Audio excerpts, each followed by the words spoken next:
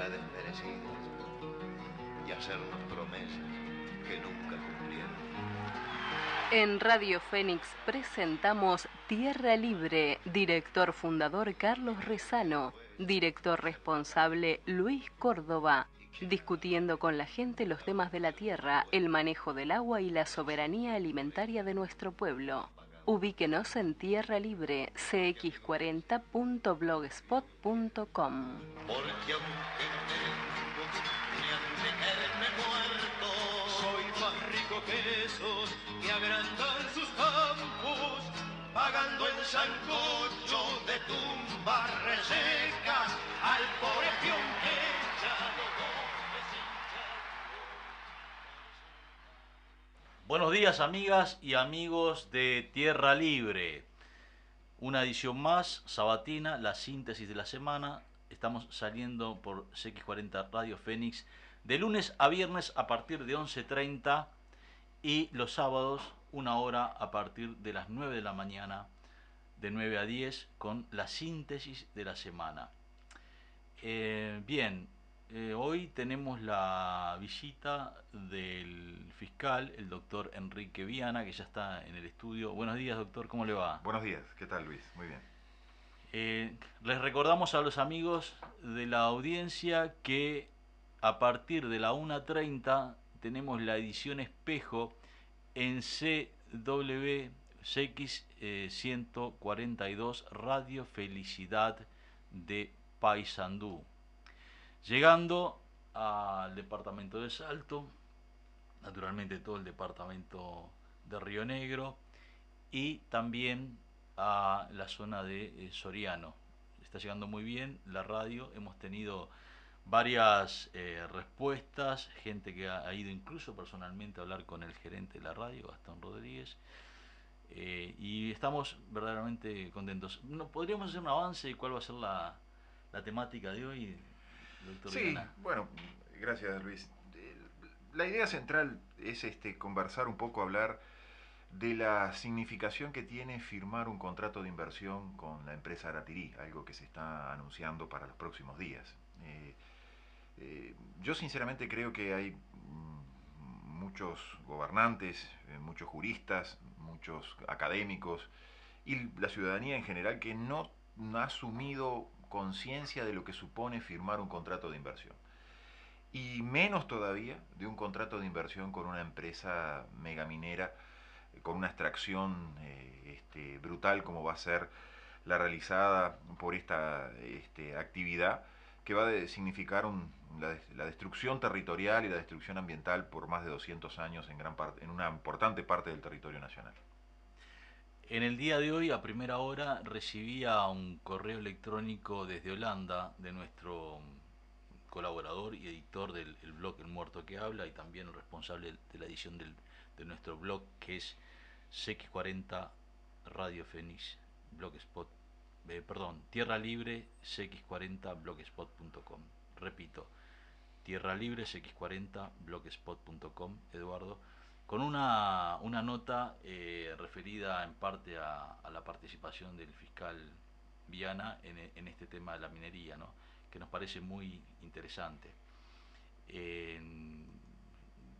Tenemos aquí la nota que dice: invocan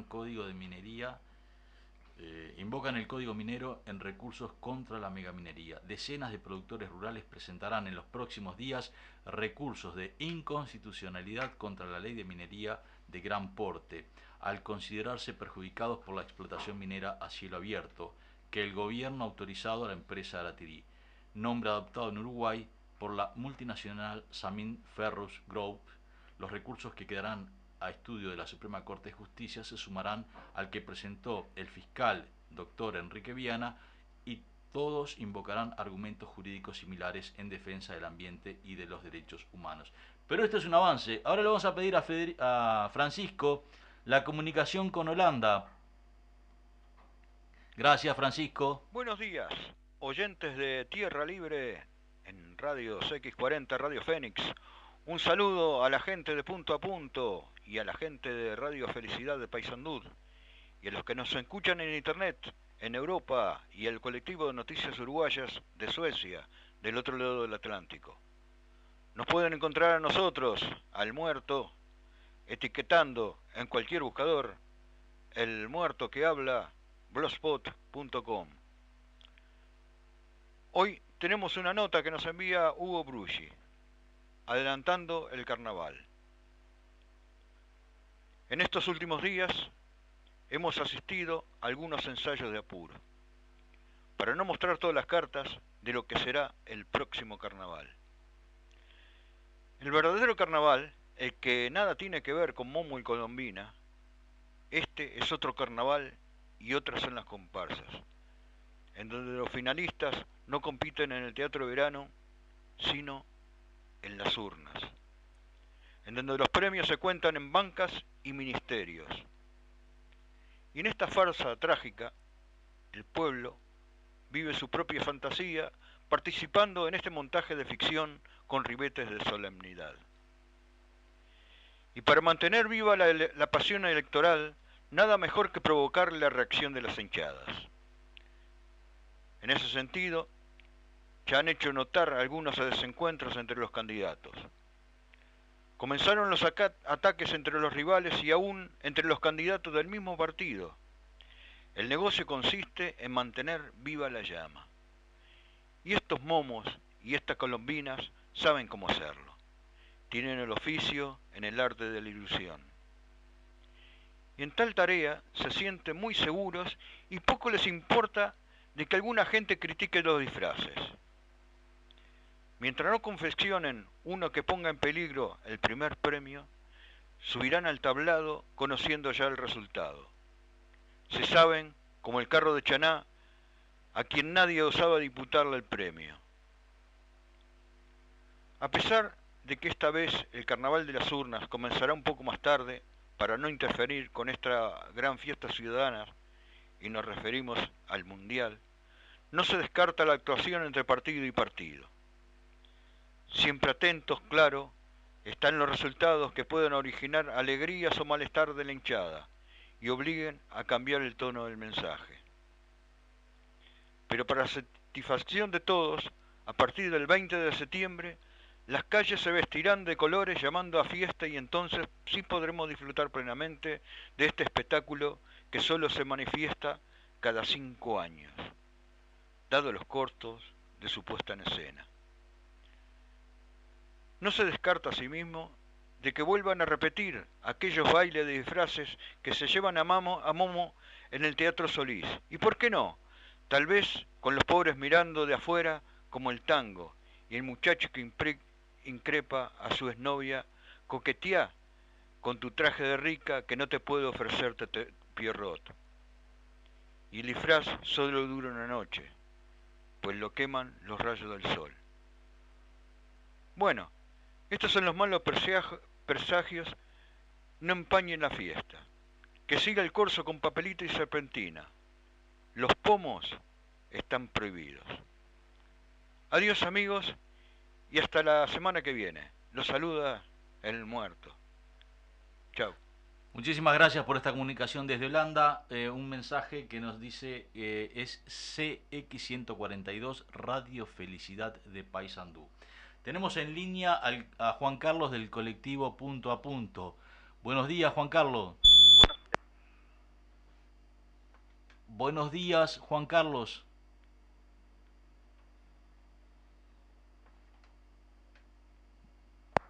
Hola. Sí, hola. Buenos días, Juan Carlos. ¿Cómo anda Luis? ¿Cómo anda la gente? Bien, bien. Un saludo al doctor y un saludo a las escuchas del interior del país, aunque mal llamado del interior del país, de una parte del país. Hoy la editorial va a estar en las estructuras de los partidos políticos atan y someten a sus legisladores obedientes.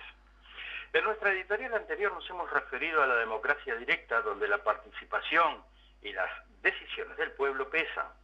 También lo hicimos sobre la democracia indirecta, donde aquellos que se dicen representantes se atribuyen el poder de decisiones aún en contra de la voluntad de su pueblo. Ahora bien, hay hechos que en la vida política no tienen explicación, salvo que se conozcan las causas que los originan. Y este absurdo no siempre es comprendido por el general de nuestro pueblo, por aquello que no sabe lo que está ocurriendo y ni siquiera sabe que no lo sabe, debido al gran desinterés que se muestra respecto a la vida de los partidos políticos, aún en temas trascendentes como estos de la marihuana y de Aratirí, y que afectan directamente a toda la sociedad. Todos escuchamos hablar de la ley marihuana, rechazada por más del 70% de nuestra población, condenada por especialistas en la materia y suprimida por su ineficacia en países que lo experimentaron, como Holanda, y es cuestionada por el Buró Internacional de las Naciones Unidas porque transgrede el acuerdo firmado por el Uruguay. También cuestionada por su inconstitucionalidad y, sin embargo, apurada por Mujica para que se vote, sometiendo a los legisladores a estructuras partidarias políticas que atan y someten a los legisladores a sus decisiones. Prueba de esto es lo sucedido en la Cámara de Diputados cuando el FA legitimó el consumo de la marihuana, quedando en evidencia que los legisladores se deben a sus partidos y no a su conciencia ni a la voluntad del pueblo que los eligió. Se votó una ley contra el 70% y más de la población que no la quiere, según encuestas recientes. Téngase presente también el reclamo que ha hecho Brasil en contra de la misma. Acercamos a la audiencia dos ejemplos del momento que confirman cómo las estructuras partidarias atan y someten a los legisladores. Una, del partido gobernante, el doctor Darío Pérez, que no duda en calificar al proyecto marihuana como una ley bosta y pide un mes para pensar, aunque se impuso el partido y luego terminó votando por disciplina partidaria, votando, pero con B larga, su conciencia a la voluntad popular por la borda.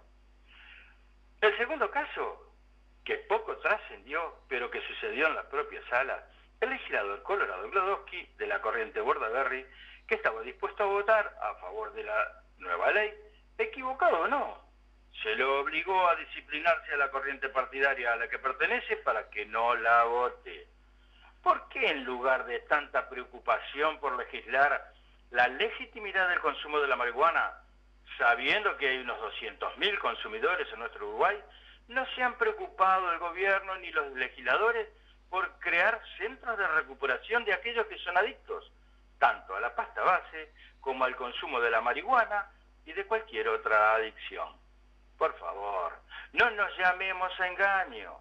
Por suerte, hay amigos farmacéuticos del barrio que se negarán a venderla, ejemplo que tendrán que tomar otros y no esperar a que suceda lo peor y luego tener que lamentar.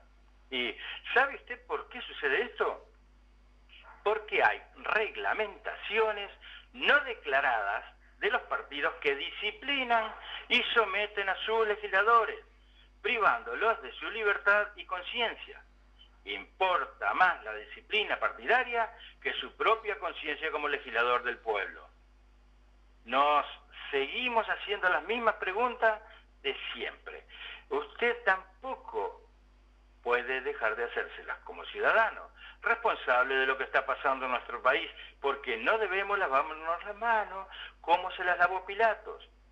Los legisladores, ¿por quiénes fueron electos? ¿Por los partidos o por los ciudadanos? ¿Se ignora acaso que los partidos son simples instrumentos de la democracia? ¿Quiénes pagan sus sueldos onerosos? Por cierto, aunque nuestro presidente quiera negarlos enfáticamente. ¿Por qué de sus sueldos están obligados a dar parte a sus partidos? Cosa de los partidos. Pero los sueldos que pagamos nosotros son para que luego los gasten en propaganda política en las elecciones. Sus viáticos para pasear por el mundo, sus secretarios, sus gastos para compra de diarios, el uso del celular, sus licencias, sus jubilaciones abultadas. ¿Cuántos de los nuestros son miserables?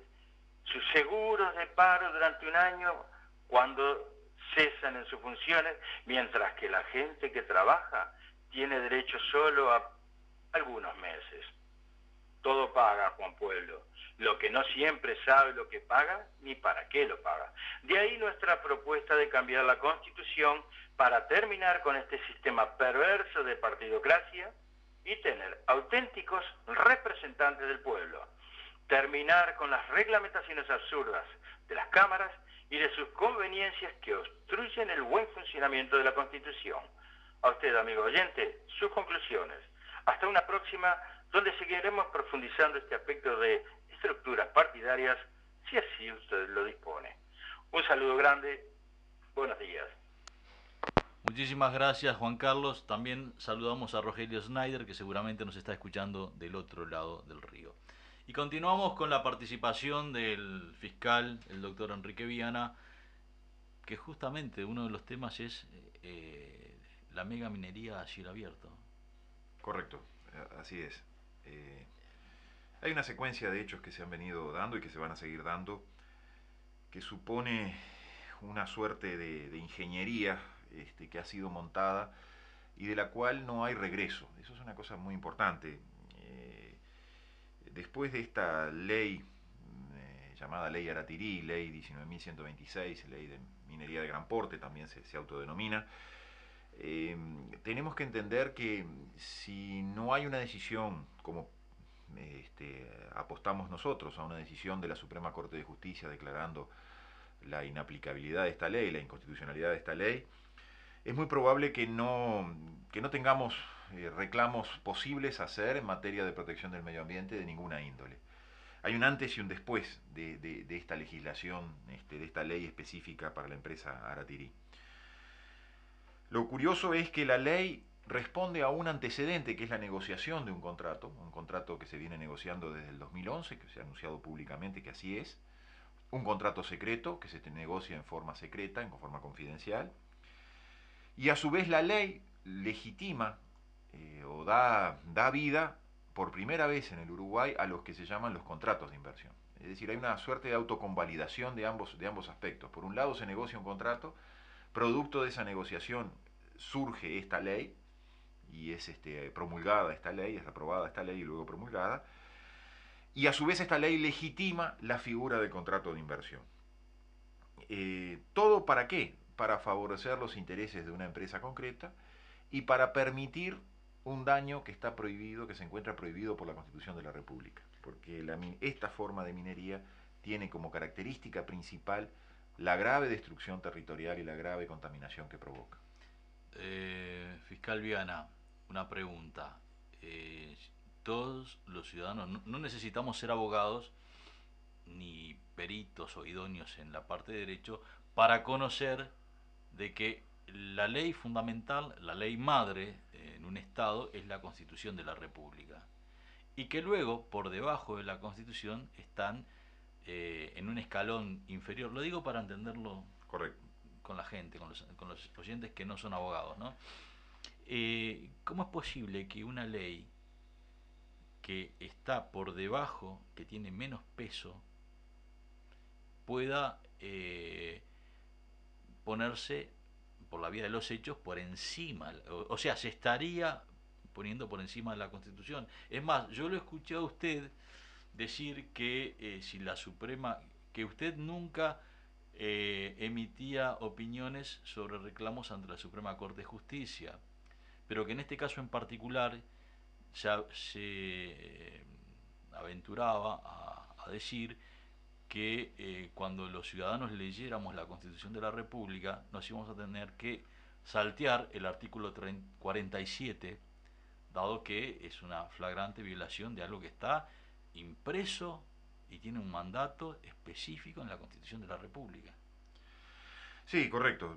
Yo he hecho una manifestación en ese sentido, advirtiendo o simplemente haciendo una especie de anuncio, no pretende ser apocalíptico ni mucho menos, pero diciendo de que si la Suprema Corte de Justicia no asume la responsabilidad por una jurisprudencia de protección del medio ambiente, hasta ahora no ha ocurrido así. Nosotros tenemos una jurisprudencia antiambiental, no hay decisiones firmes de nuestros juzgados y nuestros tribunales de apelaciones. La Suprema Corte de Justicia se ha negado varias veces por razones formales a entender, a conocer en asuntos ambientales, lo cual coloca la situación también en un plano de suma gravedad. Es decir, no tenemos una jurisprudencia que nos aliente a pensar en una protección del medio ambiente. Pero este caso, en especial, esta ley, el pedido de inconstitucionalidad de esta ley, es el punto de quiebre final. Quizás debamos preguntarnos si lo que tiene virtualidad jurídica, lo que tiene trascendencia jurídica, lo que tiene aplicación jurídica, está en juego o no está en juego, o si lo que, más allá de estar en juego la protección del medio ambiente, lo que en realidad está en juego es si tenemos un verdadero poder judicial que haga valer esa protección del medio ambiente. Si el poder judicial renuncia, abdica, cede esa protección porque entiende de que no puede indicar el derecho a la administración, al poder administrador, al poder ejecutivo, ni indicarle el derecho al poder legislativo, como bien decías tú, Luis, es la Suprema Corte de Justicia la que tiene que decir si una ley se corresponde o no con la Constitución, porque la Constitución es una norma primera de mayor valor que la propia ley. Todo eso está en juego, es decir, saber si tenemos un poder judicial, saber si tenemos una Suprema Corte de Justicia que es capaz de desaplicar una norma que se lleva por delante de la Constitución. Esa es, es el punto de quiebre, es el punto final. Si no hay una declaración de inconstitucionalidad de esta ley, cualquier otro reclamo de índole ambiental, yo siempre pongo como ejemplo, porque es una situación que se está repitiendo muy a menudo, situaciones de personas que son afectadas en su salud o en la salud de su familia por fumigaciones, por ejemplo, por las famosas fumigaciones sobre la soja transgénica. Cualquier reclamo que se pretenda hacer contra esos daños va a ser rechazado. ¿Por qué va a ser rechazado? Y porque el Uruguay ha aceptado un daño mucho mayor. El daño mayor que ha aceptado esta ley de megaminería o de minería de gran porte. Cuando se acepta el daño mayor, todos los demás daños pasan a ser legitimados. Perdón, a propósito del ejemplo que plantea el fiscal Viana, hoy en la prensa matutina, en el diario El País, sale una nota de una maestra de Río Negro que ha sido afectada su salud por fumigaciones y que dice, lo que estaría diciendo, que hay otras personas en igual situación. Quiere decir que esa acción, ese planteo jurídico que haría esta ciudadana afectada directamente por la fumigación de agrotóxicos podría ir en esa misma línea y el resultado final podría ser nulo. Por supuesto, y pedir a la administración a través de un juzgado o pedir directamente a la administración que ponga límites a los cultivos de transgénicos, que ponga límites a la aplicación de agrotóxicos. Cuando uno dice poner límites, es decir no en determinadas circunstancias, ¿no? Es decir, establecer barreras y controlar que esas barreras se cumplan. Cualquiera de esas peticiones hoy fracasan. Con esta ley de megaminería estamos legitimando un daño mucho mayor todavía. Entonces, el fracaso es absoluto. No hay... es un poco lo que la reflexión que tú comentabas, ¿no? Vamos a tener, si esta ley no es declarada inconstitucional, vamos a tener que leer el artículo 46 de la Constitución. 47. Vamos a tener que leer el 46 y el 48. Y no vamos a leer el 47, porque el 47 va a ser letra muerta. Es terrible. A propósito de este ejemplo que sale hoy en el diario El País, extensamente, de la maestra fumigada y hoy comprometida su salud muy seriamente, para que la gente entienda lo importante que es el tema, cuando se pregunta sobre los mecanismos de control que tiene el Estado, entonces la respuesta es: el Estado, a través del Ministerio de Ganadería, Agricultura y Pesca, uno de los ministerios competentes, tiene un solo inspector, repito, tiene un solo inspector para Salto, Paysandú, Río Negro y Soriano. No vamos a entrar en el análisis de si es suficiente o no, pero que el oyente tenga claro, y fundamentalmente los que están escuchando en el litoral el programa, que tengan claro en el estado de indefección, de debilidad al cual estamos expuestos. El estado de debilidad desde el punto de vista de la seguridad sanitaria, desde el punto de vista de la salud pública, desde el punto de vista de la defensa de nuestros derechos, al tener un solo inspector para una tan extensa zona del país. No lo quería desviar a Enrique del análisis, pero me parecía que tenemos que hablar con cosas bien gráficas y bien concretas para que el ciudadano común, el pequeño productor, el campesino, el asalariado rural, el colono que nos está escuchando, empiece a comprender los peligros a los cuales estamos expuestos y la vulnerabilidad jurídica del mismo. Correcto. Lo que tú expones es muy importante. Yo siempre me hago esta pregunta, de alguna manera ya expongo una versión de las circunstancias. ¿Qué son primero? Las incapacidades físicas, como tú mencionabas, la incapacidad de infraestructura, de personal para el control, o previo a eso hay una incapacidad que yo la defino de juez y parte o de socio, ¿no? Es decir, si el Estado se vuelve socio de estos grandes emprendimientos, de estas grandes inversiones extranjeras, llámense Monsanto, llámense Aratirí, llámense Bodnia, llámense Montes del Plata, ¿tiene interés realmente el Estado de tener personal suficiente para controlar y vigilar el área de cultivo y de aplicación de agrotóxicos, como tú mencionabas? ¿O una cosa está en función de la otra? El hecho de haber firmado tratados de inversión y ahora estar firmando contratos de inversión, ¿no supone que es la forma hábil para anular, para hacer que no se mejore esa capacidad de control? Todo lo contrario. Yo soy un convencido de que los problemas ambientales, el problema del control ambiental, no puede ser analizado si previamente no analizamos el sometimiento de la voluntad de un Estado republicano y soberano. Si un Estado soberano, si un Estado que pretende ser soberano y republicano, condiciona la voluntad mediante tratados y contratos de inversión, difícilmente pueda estar interesado en controlar y tener más inspectores para vigilar esa área que tú mencionabas.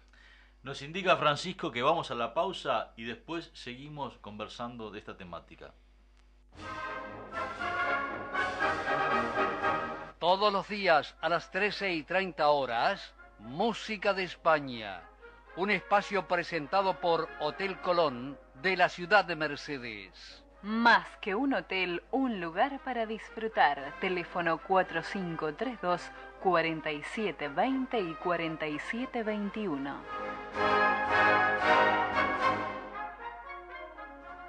Radio Fénix informa la hora.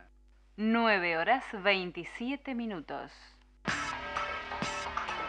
Sintonícenos en internet www.cx40radiofenix.com.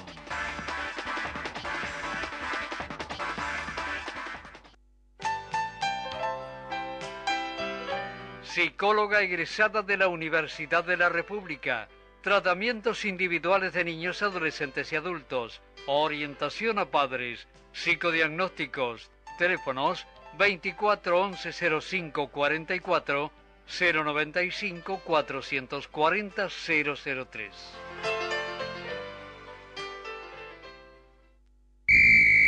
Este sábado y domingo, todo el fútbol aquí en la 40 Fénix. Sábado, desde las 16 horas, Cerro Liverpool. Domingo, también desde las 16, Defensor River Plate, con todo el equipo de fútbol 1330, aquí en la 40.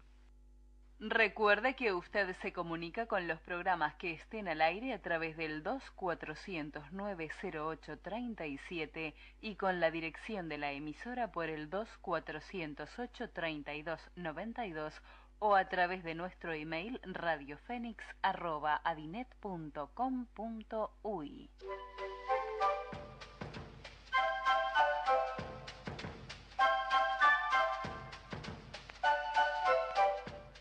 En los 1330 de su dial y desde la ciudad de Montevideo transmite la emisora popular del Uruguay. CX40 Radio Fénix.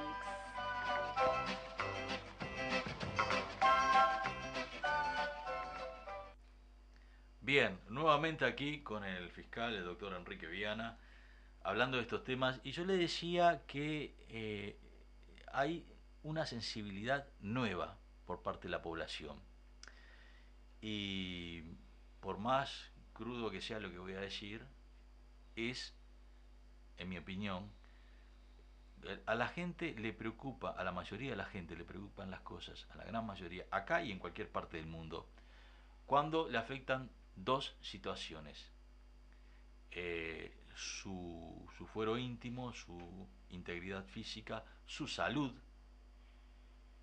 su posibilidad de vivir sano, y lo otro es cuando le tocan el bolsillo. Bueno, justamente este tema le está tocando el vivir bien, le está afectando la salud de las personas, y es ahí cuando la gente empieza también a preocuparse, y mucho. Y es un tema que está preocupando a nivel de la capital, de las grandes capitales del interior, y también en el interior profundo del país. Yo recuerdo hace más de 20 años en Casa Encuentro, era un lugar de Comunidad del Sur, cuando se habían editado los primeros libros de divulgación sobre la contaminación y la toxicidad de los productos agrotóxicos. En aquel momento estaba una de las médicas responsables del centro de toxicidad, el centro de toxicología del Hospital de Clínicas, la doctora Marta Burger, si no me equivoco el nombre y el apellido. Y Mabel Burger. Mabel Burger, exactamente. Gracias por la corrección. 1988. Desde aquel momento estábamos hablando de los efectos de los agrotóxicos. Miren todo el tiempo que ha pasado para que la población, después de más de 20 años, empiece a preocuparse. Estamos hablando de aproximadamente 24 años. Hoy es una preocupación. En aquel momento era hablar prácticamente que a muy pocas cabezas atentas al tema, ¿no? Sin desviarnos del tema, volvamos nuevamente al tema de la megaminería a cielo abierto. Y les decimos a los amigos, mensajes de texto 099 76 15 63. Y además les sugerimos comprar Brecha o leer por internet la nota que tiene referida a esta temática la última edición del semanario Brecha, donde aparecen los comentarios del doctor y del fiscal Enrique Viana y también del escribano Julio Gómez, que es un productor agropecuario de Cerro Chato, quien además es escribano diplomado en Derecho Minero. Y hace una serie de consideraciones muy interesantes. Muy bien. Yo voy a retomar un poco donde tú dejaste, Luis, en cuanto al tema de la sensibilidad.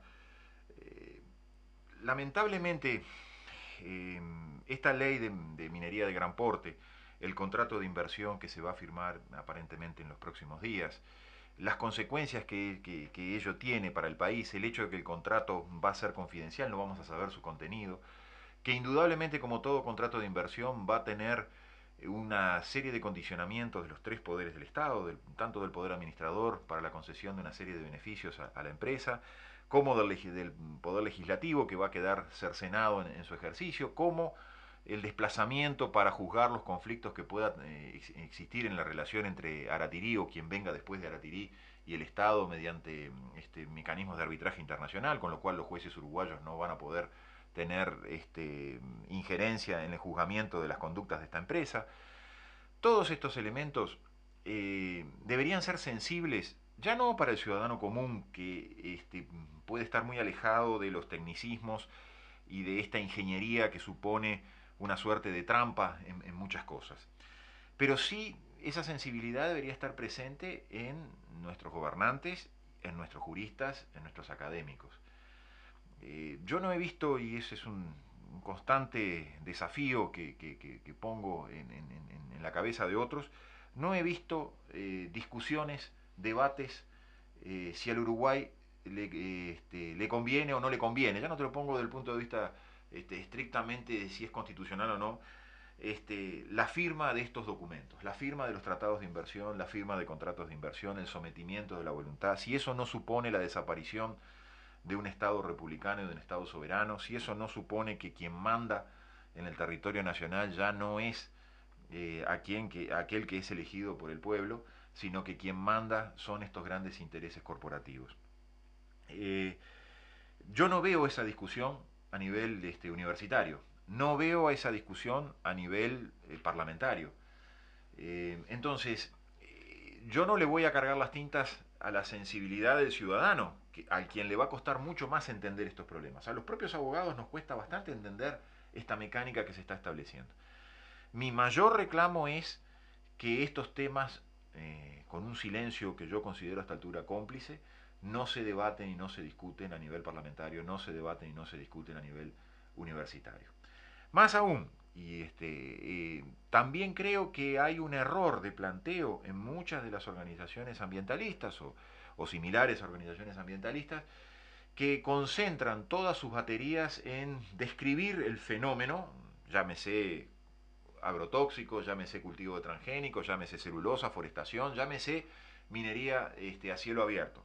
Me parece muy importante que se exponga lo que significa la minería a cielo abierto desde el punto de vista ambiental. Pero es quizás más importante que eso que veamos los antecedentes que suponen los condicionamientos de voluntad. La instalación de estas industrias con cuestionamientos ambientales en otras partes del mundo solo se da mediante el vehículo jurídico que ha supuesto la firma de tratados y contratos de inversión. Solo se da si previamente se somete la voluntad de los estados y se hace desaparecer la soberanía y la república. Si previamente no se hace desaparecer la soberanía o no se condiciona la voluntad de los estados, es imposible que se instalaran estas industrias en el territorio nacional. Entonces tenemos que prestar especial atención a lo que suponen los tratados y los contratos de inversión. Y tenemos que reclamarle a nuestros parlamentarios, a nuestros jueces y a nuestros académicos que presten atención y que evalúen de acuerdo a sus conocimientos, que los poseen, si estos mecanismos de tratados y de contratos de inversión no son mecanismos que nos hacen desaparecer como un Estado republicano y un Estado soberano. Hasta que no consigamos esa sensibilización, por eso tomo tu palabra, a ese nivel, al nivel de nuestros gobernantes, al nivel de nuestros jueces y al nivel de nuestros académicos, estamos yendo a un despeñadero, y del cual no hay regreso, y del cual nos van a ser responsables nuestros hijos y nuestros nietos. Ha sido increíble, dimos apenas hace pocos minutos el número 099-7615-63 y han llegado más de 70 mensajes de texto. No podemos leer todos. Dentro de un rato voy a hacer algunas menciones.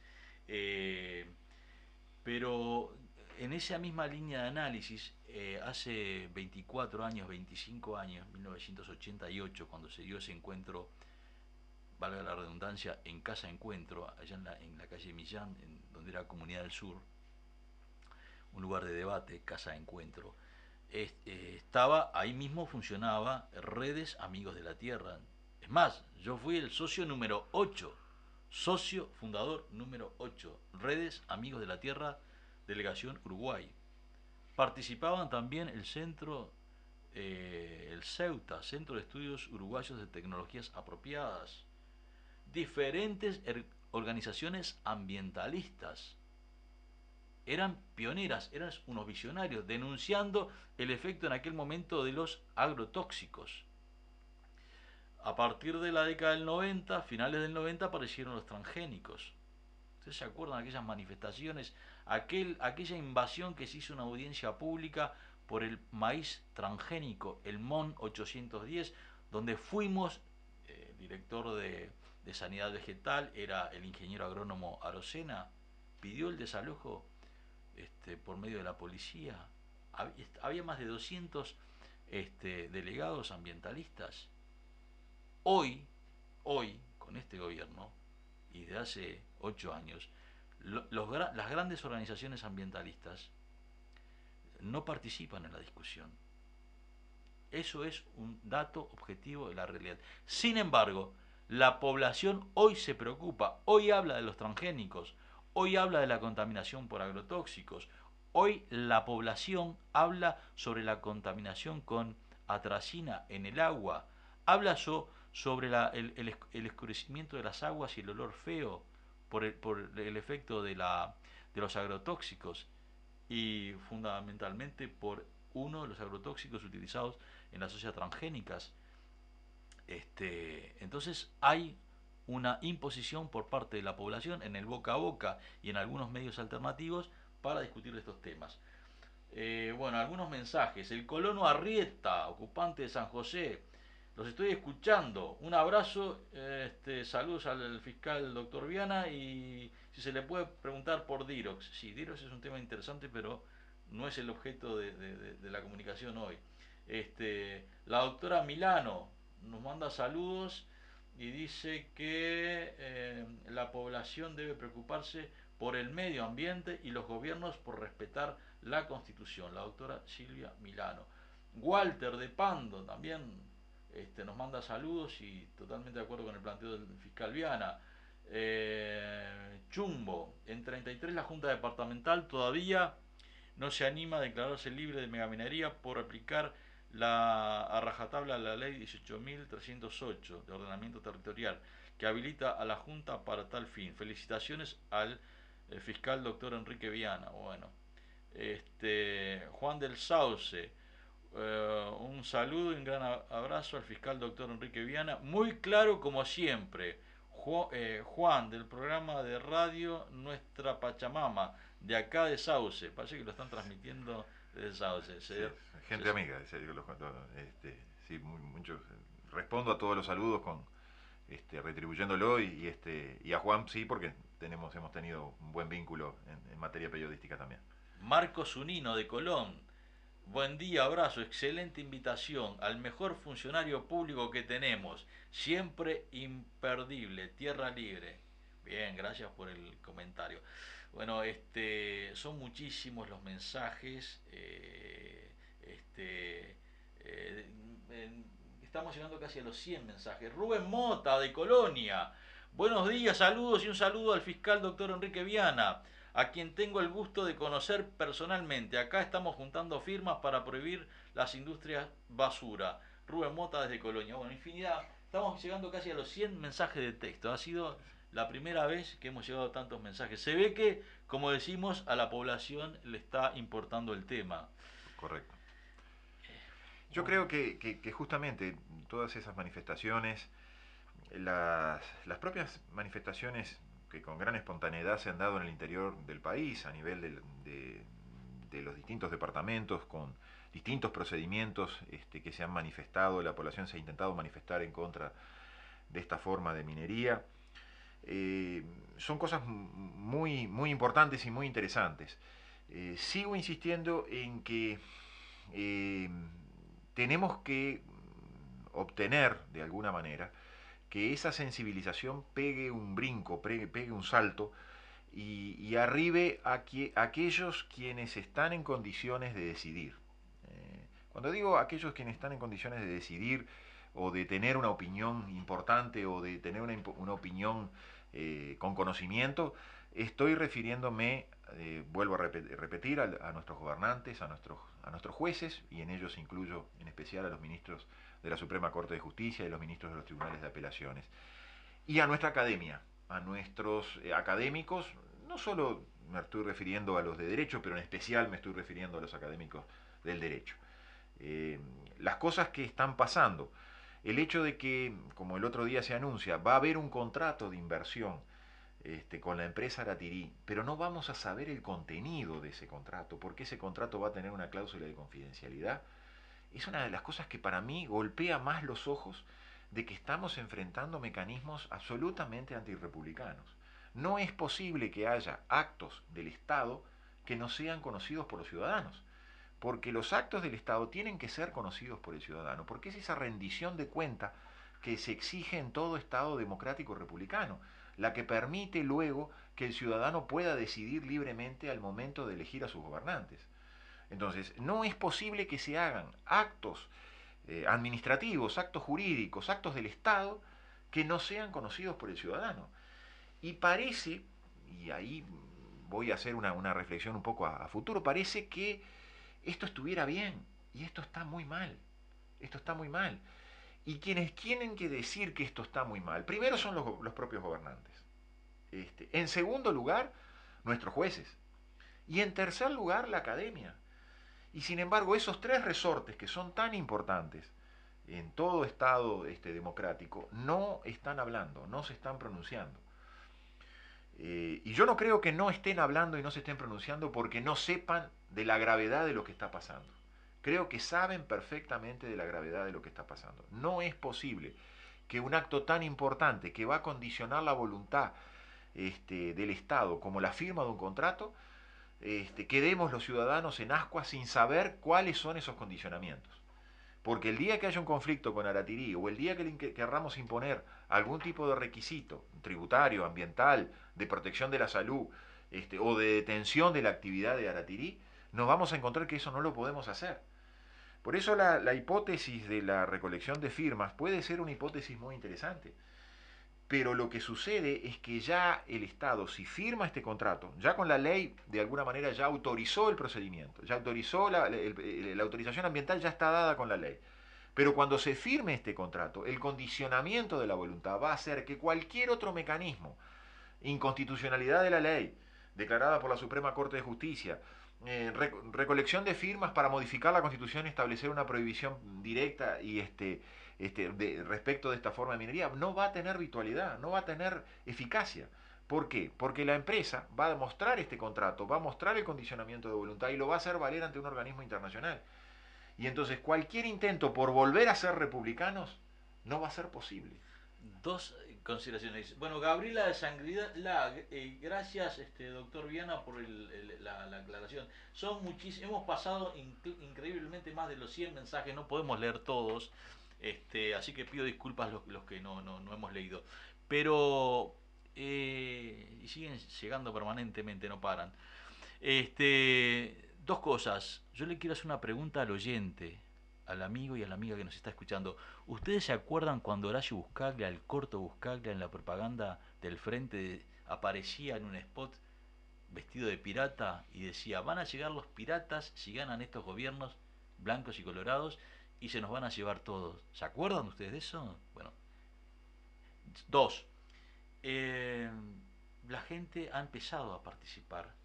Ahora bien, en Bolivia, hace 8 años atrás, se dio una exposición por parte de integrantes del gobierno y de la sociedad civil cuando el tema del agua, cuando se privatizó a una empresa francesa y se firmaron todos los contratos y estaba el Estado boliviano atados de pies y manos a que eso se cumpliera así.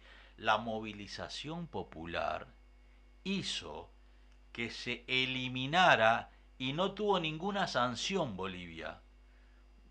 ¿Puede pasar algo parecido aquí en Uruguay en el caso de que prospere la recolección de firmas y la gente y las instituciones estatales se nieguen a pagar la indemnización si hubiese que pagar a esa empresa? Yo tengo mis dudas en este sentido. Y voy a parecer un poco insistente en esta idea. Hasta tanto quienes nos gobiernen, hasta tanto quienes juzguen los actos de quienes nos gobiernan, me estoy refiriendo al Poder Judicial, y hasta tanto la academia universitaria no imita una reflexión, no imita una opinión sincera, que la opinión sincera puede ser en estos términos: mire, fiscal Enrique Viana, lo que usted está planteando es muy bonito, lo que usted está planteando es respetar la Constitución, lo que usted está planteando significa ser un Estado republicano y soberano, pero lo que usted nos está diciendo no nos permite sobrevivir, no nos permite seguir en este mundo, y nosotros tenemos que someter nuestra voluntad al interés de estas grandes empresas para poder sobrevivir.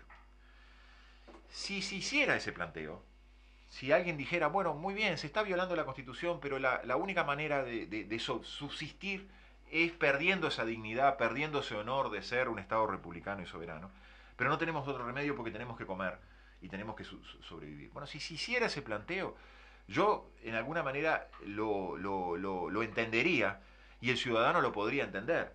Yo creo que acá falta sinceridad, es decir, no se nos dice por qué tenemos que firmar contratos de inversión y tenemos que firmar contratos de inversión secretos. Yo creo que para hacer más sencillo quizás todavía, ¿por qué? ¿Por qué se tiene que firmar esos tratados y esos contratos de inversión para que se instale una industria de estas características en el país? La pregunta termina siendo el por qué. Sea usted conmigo sincero, señor gobernante, sea usted conmigo sincero, señor juez, sea usted conmigo sincero, señor académico de la facultad, y dígame, ¿cuál es el porqué de que tengamos que firmar esto? ¿Por qué tenemos que dejar de ser un Estado soberano y un Estado republicano? Yo creo que esa es la pregunta más sencilla que uno puede hacerle a quienes están en condiciones de responderla. Porque si nosotros le hacemos esta pregunta a un ciudadano, no va a estar en condiciones de responderla. Si se lo hacemos a un abogado, o a un ingeniero agrónomo, o a un químico que lo veamos por la calle, tampoco va a estar en condiciones de responder esta pregunta. Pero si se las hacemos a nuestros gobernantes, a nuestros juristas, a nuestros académicos, están en perfectas condiciones de responder. Y bueno, y atengámonos a esa respuesta y actuemos luego con nuestra sensibilidad, con la que tú mencionabas, de acuerdo a esas respuestas. Pero exijamos ese porqué, exijamos la respuesta a ese porqué. Bueno, verdaderamente estoy sorprendido de la participación, permanentemente llegando mensajes de texto innumerables. Quiere decir que hay una sensibilidad en la opinión pública creada, pero creada por el boca a boca, por el comentario familiar entre vecinos, locales de trabajo, centros de estudio.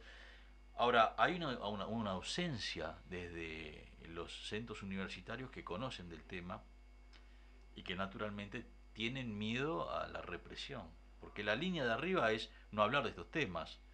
¿Recuerdan ustedes lo que le pasó a nuestro amigo Ricardo Caicials? Le vino un infarto, falleció, justamente por llevar adelante esta temática. Profesor grado 5 de Facultad de Ciencias, director del Instituto de Geografía. Uno de los que luchó más, uno de los 8 primeros orientales que se pusieron en hombros la recolección de firmas por el tema del agua. Eran 8 solos. Y luego fueron en las elecciones, se juntaron las firmas, se juntó los votos y fueron más del 64% para que se reformara la Constitución y apareciera el tema del agua en el artículo 47 de la Constitución. Insólito el nivel de adhesión, porque lo votaron los frentistas, lo votaron los blancos, los colorados, los independientes e incluso los que no tenían partido.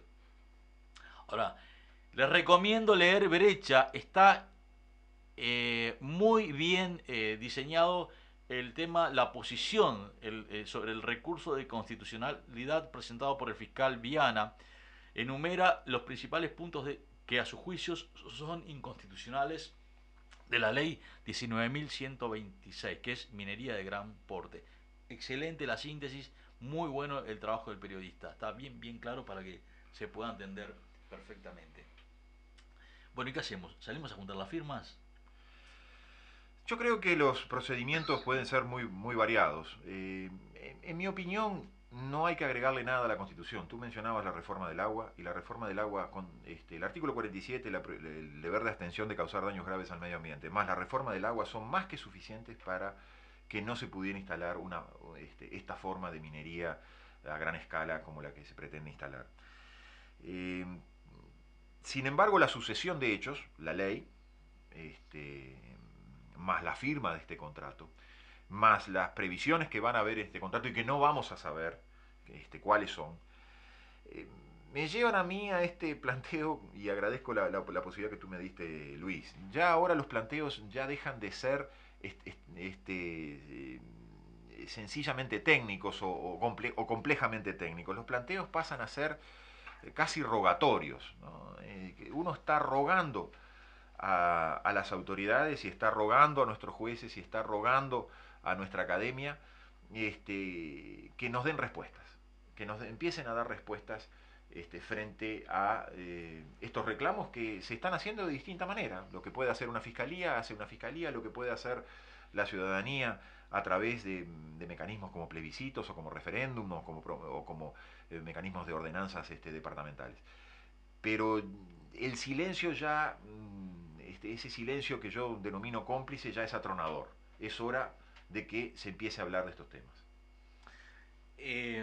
Pero hay una gran movilidad en en el interior del país, fundamentalmente. Estamos viendo el tema del no al fracking en Paysandú, el tema de Tacuarembó, la recolección de firmas, el tema de la gente de Cerro Chato, Maldonado, Rocha, hay incluso 33, a pesar de que la Junta Departamental no tomó definición. Estamos viendo que en todo el interior del país hay grandes movimientos a nivel ciudadano en defensa del ambiente y contra estos megaproyectos. O sea que el gobierno es consciente, por eso el nerviosismo del presidente de la República llamando a los ministros competentes para decirle, salgan a decir que esto es bueno. Yo pienso y tengo la firme convicción de que hay un movimiento en el interior destinado a ponerle un freno a estas iniciativas por parte del Ejecutivo, que naturalmente se apartan de la Constitución y se apartan de lo que es respetar la ley fundamental. Correcto. Bueno, muchísimas gracias al fiscal Viana. Estamos en el último minuto y le agradecemos a Francisco la colaboración prestada en el día de hoy. Muchísimas gracias y hasta la semana que viene. Chao. Muchas gracias.